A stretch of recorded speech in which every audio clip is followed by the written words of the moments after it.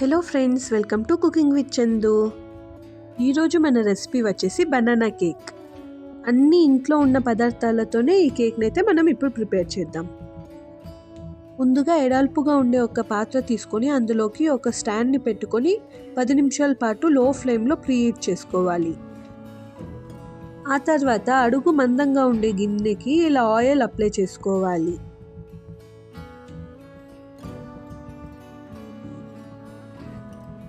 Oil apply చేసుకున్న తర్వాత ఇలా కొంచెం పిండిని వేసుకొని గిన్నెకంతా పట్టేలా మనం స్ప్రెడ్ చేసుకోవాలి.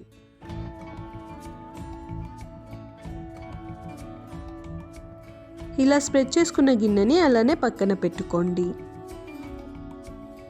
కేక్ ప్రిపేర్ చేసుకోవడం కోసం నేను ఇక్కడ చిన్న అరటిపండ్లు 5 తీసుకున్నాను. మీకు కావాలంటే పెద్దవి 2 తీసుకోండి. అంతా తీసేసి ఇలా చిన్న చిన్న ముక్కలుగా కట్ చేసుకోవాలి.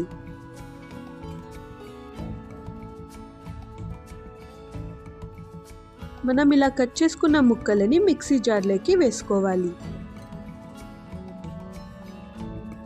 ఇలా మిక్సీ జార్లోకి వేసుకున్న తర్వాత అందులో 2 ఎగ్స్ని కొట్టి వేసుకోవాలి.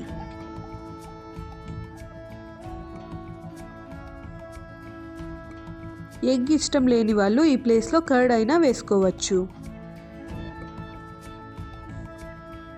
ఎగ్ వేసుకున్న తర్వాత 1/2 కప్ ఆయిల్ వేసుకోవాలి. అలాగే ఫ్లేవర్ కోసం 1 స్పూన్ గీ వేసుకుంటున్నాను. ఇప్పుడు ఇదంతా 1 నిమిషం పాటు మిక్సీ పట్టుకోవాలి. చూడండి, 1 నిమిషం మిక్సీ పట్టిన తర్వాత ఇలా ఫైన్గా పేస్ట్ లాగా ఉంటుంది.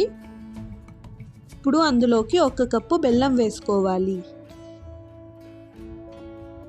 బెల్లం వేసుకొని మళ్ళీ ఫైన్గా మిక్సీ పట్టుకోండి.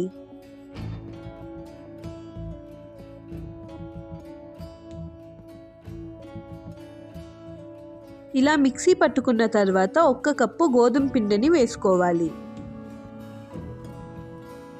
ఆ తర్వాత 1 స్పూన్ బేకింగ్ పౌడర్ వేసుకోవాలి.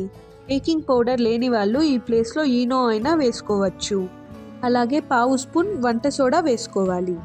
కొంచెం చెక్క వేసుకోండి, ఫ్లేవర్ చాలా బాగుంటుంది. అలాగే ఫ్లేవర్ కోసం 2 యాలక బుడ్డల్ని వేసుకుంటున్నాను. ఇప్పుడు ఇదంతా బాగా ఫైన్గా పేస్ట్ లాగా చేసుకోండి. ఈ కన్సిస్టెన్సీలో పేస్ట్ లాగా చేసుకోండి. ఇప్పుడు ఈ పేస్ట్ని మనం ముందుగా డస్ట్ చేసి పెట్టుకున్న బౌల్లోకి ట్రాన్స్ఫర్ చేసుకోవాలి. అంతా ట్రాన్స్ఫర్ చేసుకున్న తర్వాత 2 సార్లు ఇలా ట్యాప్ చేయండి. మనం ముందుగా ప్రీహీట్ చేసి పెట్టుకున్న బౌల్లో పెట్టి మూత పెట్టేయండి. 5 నిమిషాల పాటు హై ఫ్లేమ్లో, 50 నిమిషాల పాటు లో ఫ్లేమ్లో బేక్ చేసుకోండి.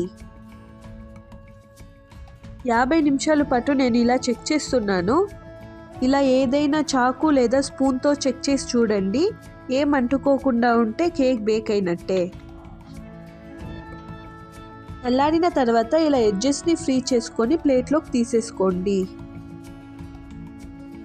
అంతేనండి, కట్ చేసుకొని సర్వ్ చేసుకుంటే ఎంతో టేస్టీగా ఉండే బనానా కేక్ రెడీ.